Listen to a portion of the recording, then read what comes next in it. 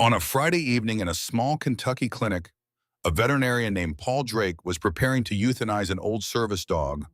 Routine procedure, city contract, paperwork already signed and dated, All right. the needle drawn and ready on the tray. The dog had been quiet the entire ride I over, made the right choice. lying flat in the back of the shelter truck without a sound, the way dogs lie when something in them has already accepted what's coming. But when the needle came close, he lifted one heavy paw and placed it gently on the doctor's hand. Not a threat, not a flinch, just a weight, warm and still, and he held it there. Paul didn't move for a long moment, and then for the first time in the 2 years since this dog had been brought into his clinic by a police officer who was now dead, he looked at the collar. Thank you for being here. Please subscribe and like this video. And before we continue, tell me, where are you watching from? Drop your city or country in the comments. I love knowing who's out there listening. Harlan, Kentucky, population just over 2,000. One main street, two churches, a shuttered factory, and a police department that ran on 3 officers. Jim Wallace was one of them. 12 years on the job. Not a poster hero, just a man who never called in sick and always took the first call. 3 years before, the department received a grant. Small, almost laughable by any big city measure. Enough for one K9, a German Shepherd, 8 months old, in a training course. They named the dog Rex. Wallace passed certification in 4 weeks instead of 8. The instructor wrote in his report, "Officer demonstrates atypical bond with the animal. Recommend for duty without reservation." They worked together 704 days, 23 operations, not one miss. Paul Drake came to Harlan later, veterinary clinic on the corner of Main and 3rd, 38 years old, a divorce behind him, a University of Kentucky diploma on the wall, and a chronic habit of staying at work until dark. Jim used to stop in sometimes, not to treat anyone, just to talk. Rex would lie down by the door and not move until they left. Then Jim Wallace died. April, wet road, a call with no backup. Officially, an accident. Rex came back to the clinic the next day. Alone, no leash, nobody knew how he'd found the way. After Jim died, the department convened a week later. The meeting lasted 11 minutes. Chief Harry Coleman read from a memo. The K9 program was being suspended due to budget constraints. Rex would be transferred to a holding facility pending a decision on euthanasia or placement. Decision made. Vote, 3-1. The one vote against was a young officer named Brian Chester. His vote wasn't counted. Rex spent 6 weeks in a kennel at the municipal shelter. The staff said he didn't eat for the first 4 days. Then he started eating exactly enough, not more. He lay with his face toward the door. Paul found out by accident from Brenda at the shelter, who came into the clinic with her cat. She mentioned it the way you mentioned the weather. That police dog is getting put down soon. Real shame. Good dog. Paul set the syringe on the table. He called the shelter. They told him procedure scheduled for Friday, 8 in the evening, contracted veterinary clinic, meaning his clinic. Papers already signed by the city administration. Performing veterinarian, Dr. Paul Drake. He didn't remember signing those papers. He found them later in an October stack. His signature, his stamp. He'd signed a full year's contract package without reading each line. Friday came faster than he expected. Rex walked into the clinic without resistance, climbed onto the table himself. The shelter worker stepped outside to wait in the truck, said he couldn't watch. Paul was left alone with the tray of instruments. Rex lay there looking at the ceiling, not trembling, not whining, just waiting. Paul picked up the syringe, found the vein, brought the needle close, and then the paw. Heavy, warm, pads worn rough. Rex wasn't looking at him, he was looking toward the door. But the paw rested on Paul's hand and didn't move. Paul lowered the syringe. He didn't know why. Paul set the syringe in the tray, checked his watch. 8:21. The shelter worker was waiting outside. The paperwork required a completion signature before 9. Rex pulled his paw back, sat up, looked at Paul directly. The first time all evening. Paul was not a sentimental man. He'd worked with animals for 15 years. He'd euthanized when it was right. He knew the difference between pain that couldn't be stopped and pain that simply hadn't been dealt with. Rex wasn't sick. Rex was old. 11 years is a lot for a shepherd, but he wasn't dying. He was just inconvenient. If you've ever watched a system decide who matters and who doesn't, you already know exactly what Paul was feeling in that moment. He stepped into the hallway, called the shelter. No answer. Called the city administration. Voicemail. Friday evening, Harlan, Kentucky. Nobody home. He went back to the exam room. Rex was still there. Paul sat on the stool and looked at the dog. The dog looked at him. The collar was old. Dark brown leather, metal rivets. Paul had seen it every time Jim walked in with Rex. Standard working collar. Nothing remarkable. But now, Rex turned his head, slowly, so that the side panel of the collar caught the light from the lamp directly. And Paul saw it, a small raised edge, like a rivet, but not a rivet, a tiny seam along the border. The leather there was slightly darker, from being touched many times. Opened and closed. Paul stood, stepped toward Rex. The dog didn't pull back. Paul worked the edge of the leather, and a small pocket opened. Inside, a folded piece of paper, the size of a business card. Edges yellowed, pencil writing. He unfolded it. The handwriting was Jim's. He'd seen it on duty notice. Angular, hurried, letters not always finished. Date in the upper corner, April 14th. April 14th. Jim died on the 15th. Paul's hands didn't stop, but his fingers went a little numb. He started reading. The note was not written to him. It was written to whoever finds this. If you're reading this, something went wrong. Rex is alive. That's what matters. I wrote this because I knew, if I'm gone, he won't count for much. That's how the system works. A dog is inventory. Inventory gets written off. Rex saved the lives of 18 people in 3 years. I counted 18. That doesn't include the ones he might not have found, but did. There were plenty of those too. He deserves better than dying in a clinic on a form. His name is Rex. But when he saved the first person, little Casey Foster, 4 years old, she fell into the river. I said quietly to him, "Good boy, Atlas." I don't know why. The word just came. He turned. He always knew his real name. Whoever finds this note, I'm asking one thing, give him time. He's not dangerous. He's not broken. He's just waiting for someone to tell him he's needed again. Officer Jim Wallace, Harlan Police Department, Harlan, Kentucky. Paul folded the note, placed it back in the pocket, snapped it shut, then lifted his hands from the collar. Rex didn't move. Paul looked at the tray with the syringe, then at the door, then at the D. The shelter worker tapped on the glass outside. Everything okay in there? Paul raised one hand. Give me a minute.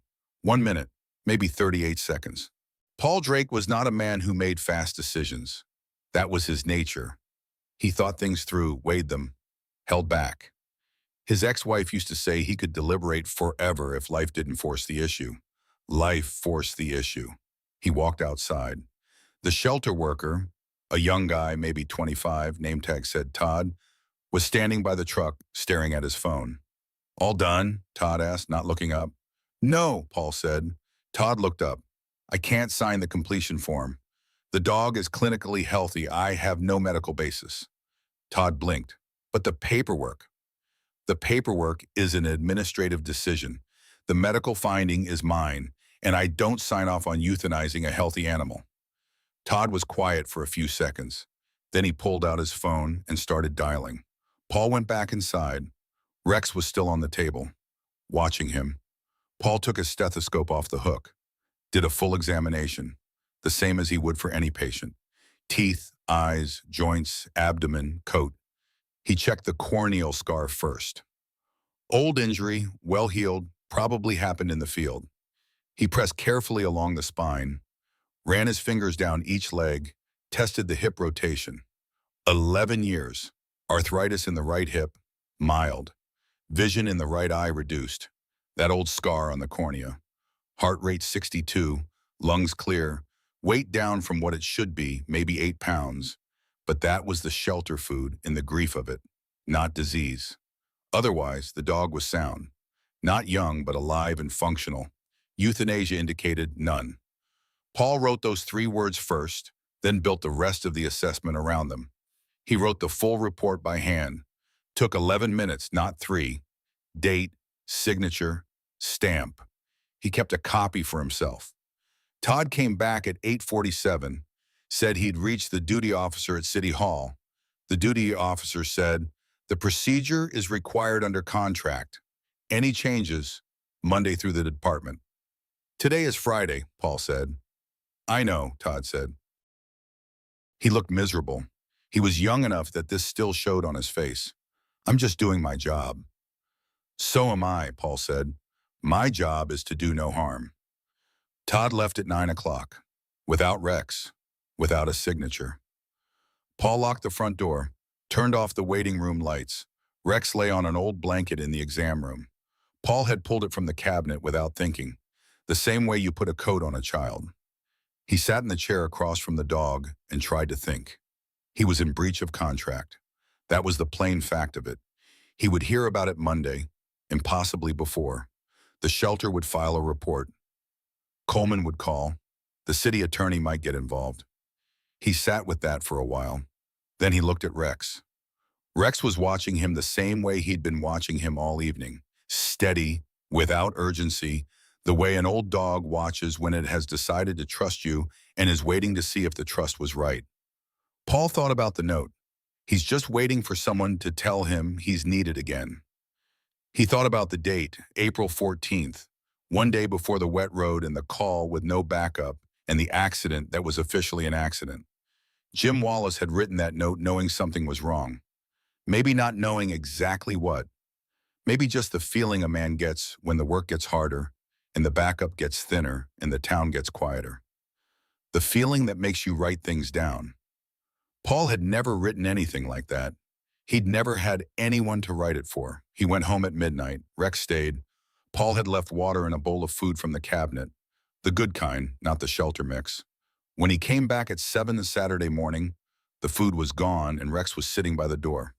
Not scratching, not whining, just sitting, face toward the door, waiting. Paul stood outside for a moment before unlocking. 17 degrees and a gray sky. The town was quiet. A pickup went past on Main. A dog barked twice somewhere on 3rd. He unlocked the door. Rex didn't rush past him. He stepped out, walked to the edge of the curb, looked both ways like he was checking traffic, then walked back inside. Paul watched that and didn't say anything. Saturday morning, Chief Coleman called at 9:14. Paul had expected it to be earlier. "Dr. Drake, I've been informed you failed to fulfill the contract." "I fulfilled the contract. I examined the animal and issued a medical finding. The animal is clinically healthy." The contract does not specify euthanizing healthy animals, Chief Coleman. That is contrary to veterinary ethics in Kentucky state law. I can send you the relevant provision. Section 321.190, if you want the number. Silence. Coleman was a man who paused before speaking. It used to seem like patience. Right now, it seemed like a man deciding which direction to push. "That's Wallace's dog." "Yes." More silence. "What do you intend to do?" "I intend to find him a home," Paul said, "if you don't object." Coleman didn't object, not because he agreed, because he couldn't find the words. Paul had worked with enough officials to know the difference between a no that was coming and a no that had gotten stuck. He hung up and wrote 3 more calls on a notepad. Then he made them. Paul wasn't a man with many connections. He'd been in Harlan 4 years. He knew his clients. He knew the hardware store owner. He knew the woman at the post office who always asked about his cat. He didn't have a cat, but he'd stopped correcting her in year 2. He knew the names of most of the people Jim used to mention. He had a phone, he had Sunday ahead of him, and he had a note written by Officer Jim Wallace the day before his death. He started making calls. First, Brian Chester, the young officer who'd voted against. Paul had gotten the name from a clipping Brenda at the shelter had mentioned. She'd followed the story when the program got cut, said Chester had been the only one to say no. Paul found his number through the department directory, which was public, which was one of the few useful things about small towns. Chester picked up on the first ring, like he'd been waiting. "I know about Rex," Chester said immediately. "What happened?" Paul told him, the Friday, the syringe, the paw, then the note.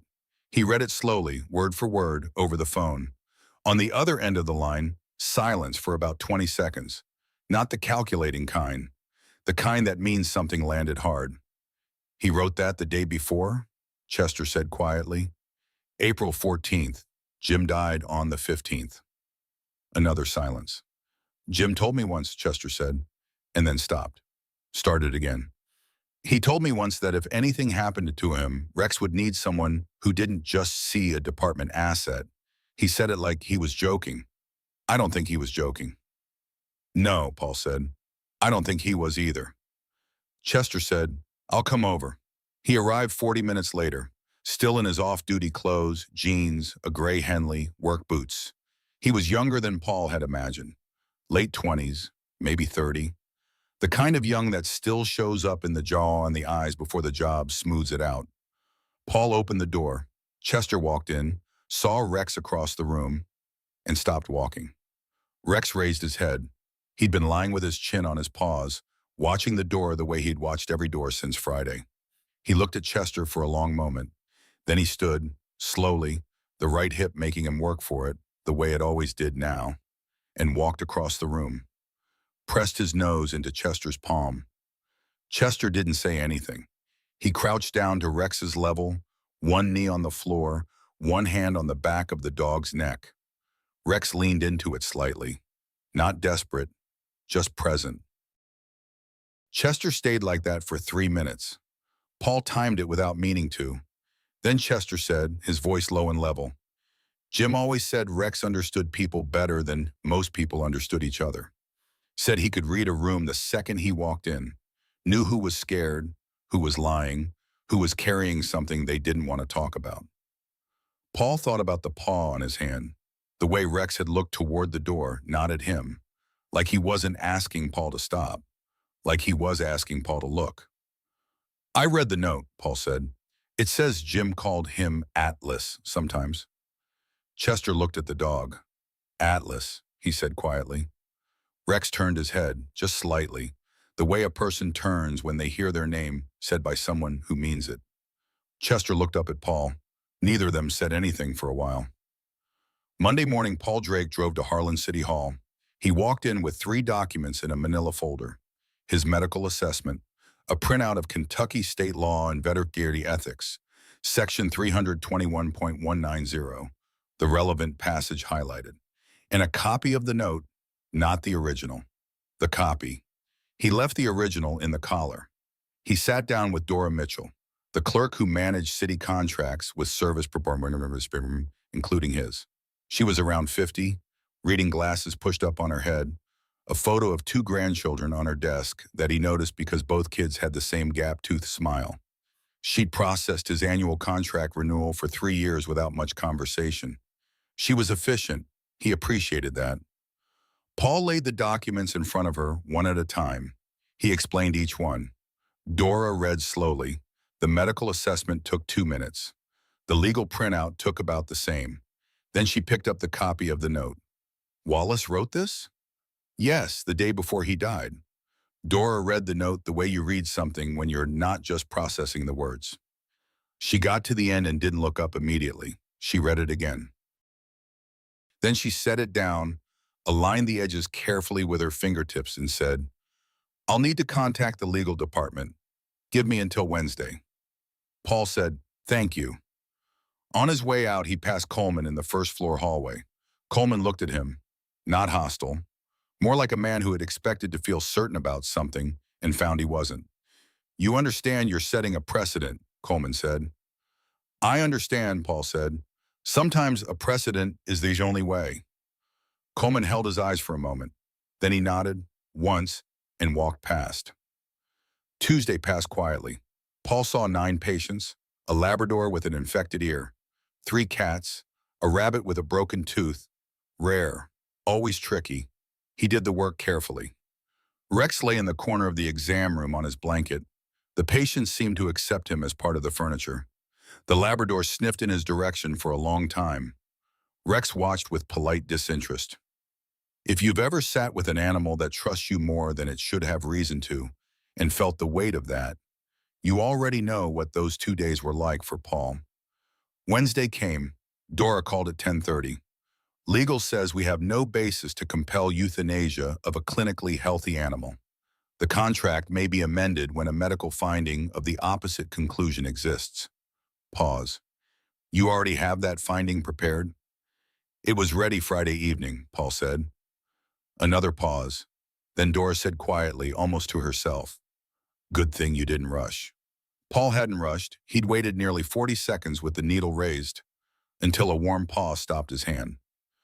Thursday morning, Brian Chester filed a formal application to take Rex into private custody as a former K9 officer being transferred from departmental service. The form existed. It had been sitting unused in a filing cabinet in the records office for 22 years. Nobody had just thought to use it. Chief Coleman signed the form at 3:15 Thursday afternoon. No additional comments. Rex moved to Chester's place Thursday evening. Small house, big yard, east side of town. An old apple tree by the back fence, thick-trunked, grass worn down to dirt underneath it.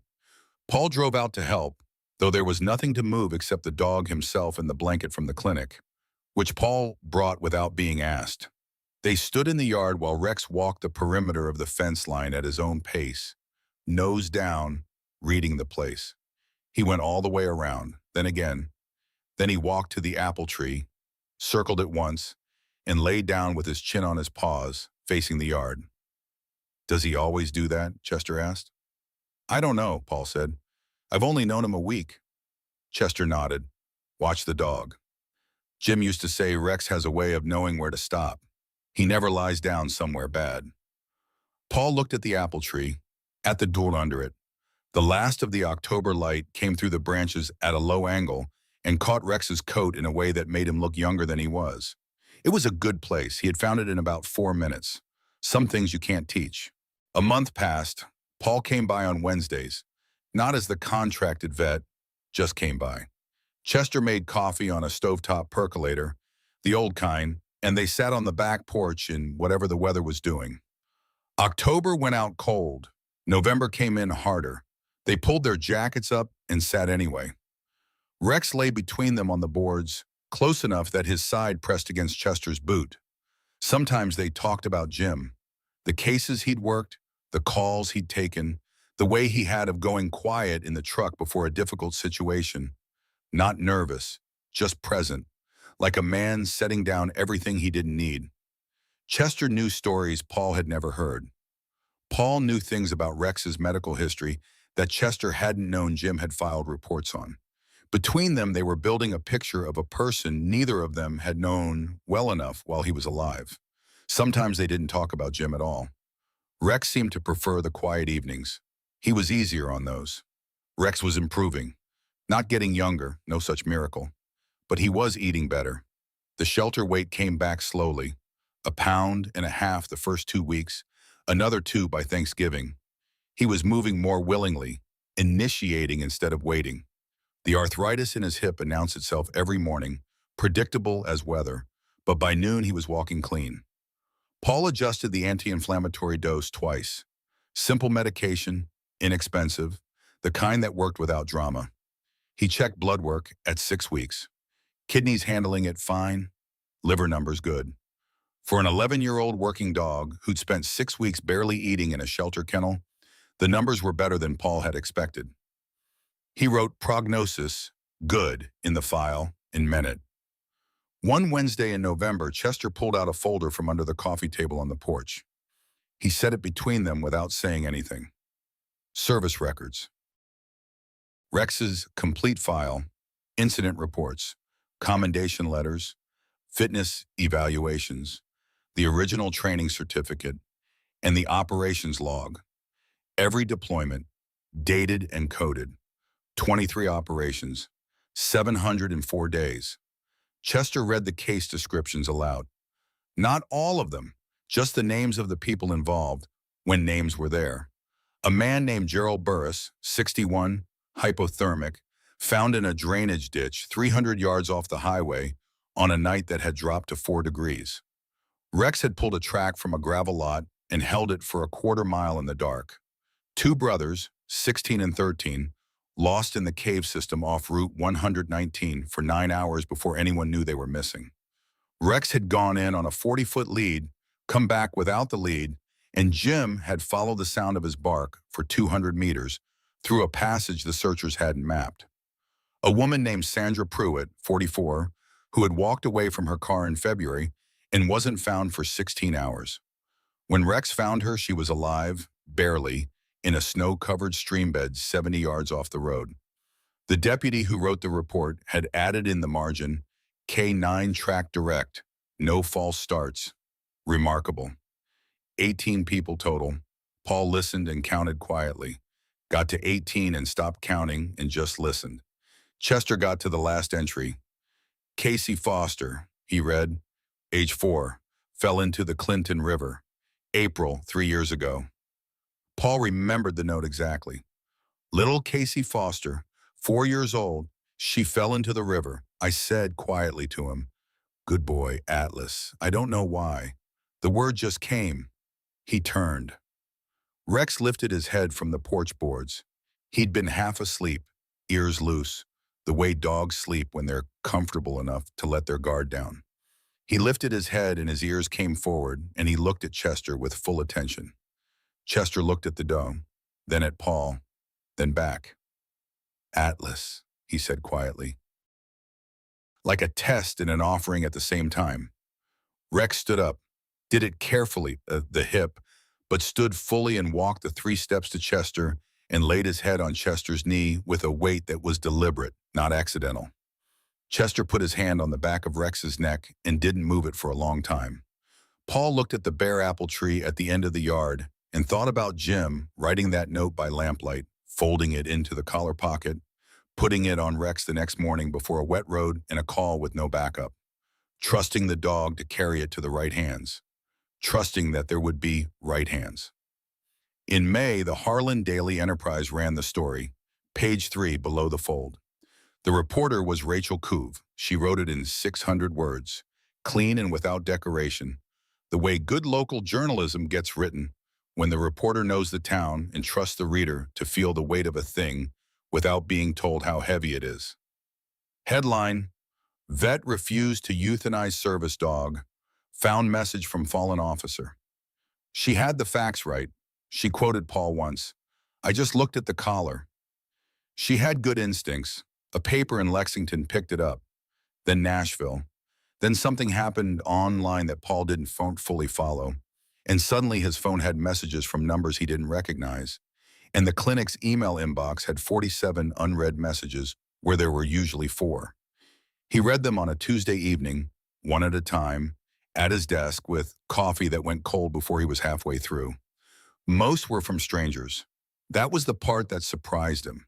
Not that people had written, but that so many had no connection to Harlan or to Jim or to any of it, except that something in the story had found them wherever they were. Many were from veterans, men who wrote in the clipped, direct way of people not used to writing about feelings but doing it anyway. A man named Dale from Tennessee wrote 3 sentences. "I had a dog named Sergeant for 9 years on patrol. He died before I did. That's the best thing I can say about him." Paul read that one twice. Some wrote about partners they'd lost, human partners. The language was different, but the shape of the loss was the same. That specific grief of someone who knew what you were before you had to explain it. Some wrote about their own deeds. Old dogs, mostly. Dogs at the end of things. A woman in Ohio wrote 4 paragraphs about a border collie named Wallace. She noted the coincidence with a kind of quiet wonder, who had died the previous winter. She said she still put his bowl out in the morning by reflex, still bought his brand of food out of habit, still reached for his collar on the hook by the back door before remembering. Paul thought that was one of the more honest things he'd read in a long time. Some just wrote, "Thank you for not signing." He didn't think of himself as having done something extraordinary. He had looked at an animal, done his job, and waited for Wednesday. The Wednesday part had required patience, not courage. He wasn't sure the line between those two things was always as clear as people liked it to be. One envelope came with a Louisville return address. No name. Inside, a clipping of Rachel Cove's article in one sheet of paper, handwritten in blue ink. No greeting, no heading. Casey Foster is 7 now. She's on the swim team. Her mother asked me to pass this along. Paul read it standing at the mail table with his coat still on and his keys still in his hand. He read it once, then again. Then he put it in his inside coat pocket and drove home. He read it a third time at the kitchen table, put it in the kitchen drawer, closed it. 7 years old. Swim team. Chester filed the request to reinstate the K9 program in June. Full documentation, full chain of command. He attached Paul's medical assessment, Rex's operations log with all 18 names, a budget breakdown, and one page, just one, which was Rachel Cove's article, unedited as published. He did not attach the note. The note stayed in the collar. Chief Coleman read the full request over 2 days. His secretary told Chester the chief had asked for the operations log twice, wanted to read it again. On Thursday afternoon, Coleman called Chester in. "You're serious," Coleman said, not quite a question. "Yes, sir," Chester said. Coleman's finger rested on the operations log, open on the desk, the way you rest a finger on something you have been reading and reading. "Budget doesn't allow a new dog." "I'm not asking for a new dog," Chester said. "Rex can still work, limited duty, searches, tracking tasks, nothing he can't handle. I ran a track with him last month, 40 yards, cold scent, 22 minutes. He didn't miss." Coleman looked up. "He's 11 years old." "Yes, sir," Chester said, "and 18 saved lives. That we know of." That last part, "that we know of," sat in the room. Coleman looked back at the page. The answer came 2 weeks later. Official letterhead, 3 paragraphs. Chief Coleman approved partial reinstatement of the K9 program. Rex reclassified as auxiliary K9, non-tactical deployments only. Evidence search, missing persons tracking, training demonstrations. Chester designated as handler. Medical oversight assigned to Dr. Paul Drake. Voluntary agreement, no municipal compensation. Paul signed the same afternoon Chester brought it by. "You sure about the no compensation part?" Chester asked. "I'm sure," Paul said. Chester folded the papers. Started to say something. Stopped. Started again. "Jim would have liked this." Paul nodded. He didn't add anything. Some sentences are complete.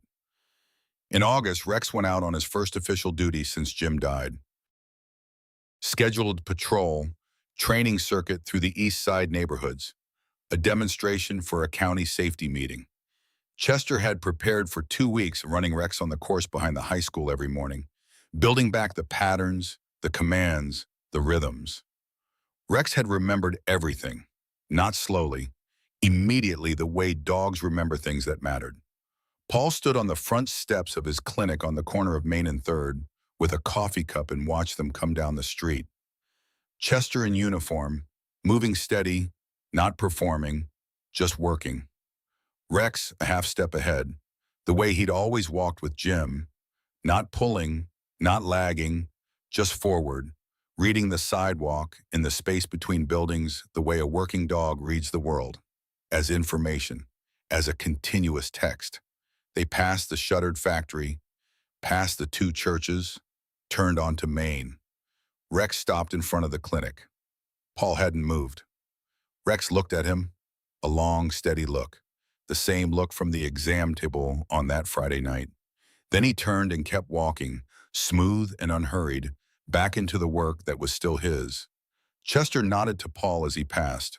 Paul nodded back. He stood there after they rounded the corner and the sound of their footsteps faded into the noise of a regular August morning. That evening, Paul sat in the empty clinic with the lights still on. The old blanket was folded on the corner shelf. He'd moved it from the floor months ago but hadn't thrown it out. He didn't plan to. He thought about Jim's note. He'd read it enough times that he could hear it without reading it. He thought about the word Jim had used at the end, needed. Not loved, not saved, needed. Jim had understood something important about what dogs like Rex were built for. They weren't built for comfort. They were built for purpose. Comfort was what they found on the side, in the shade of an apple tree, in the weight of a known hand. The purpose came first. Paul thought he understood that better now than he had in September. Not just about Rex. The collar was still on Rex. Paul had asked one more time, a few weeks in, leave it or take it off. Chester had said leave it. The pocket doesn't need to have something in it to matter. It's part of him now. Paul thought that was right. Jim Wallace had put that note in the collar on the morning of April 15th, before a call on a wet road, not knowing if it would ever be found, not knowing who would find it, trusting only that Rex would be present, would be patient, would wait for the right moment and the right hands. 11 years of faithful service, 704 days beside a man who counted every life they'd saved together. One quiet Friday evening in a clinic at the edge of a small Kentucky town, where a veterinarian set down a syringe and looked at a collar for the first time. Some messages get through, not always on time, but always if the dog is good enough and the hands are steady enough, and one person in the chain stops and looks at the thing they've been walking past. Always when they need to.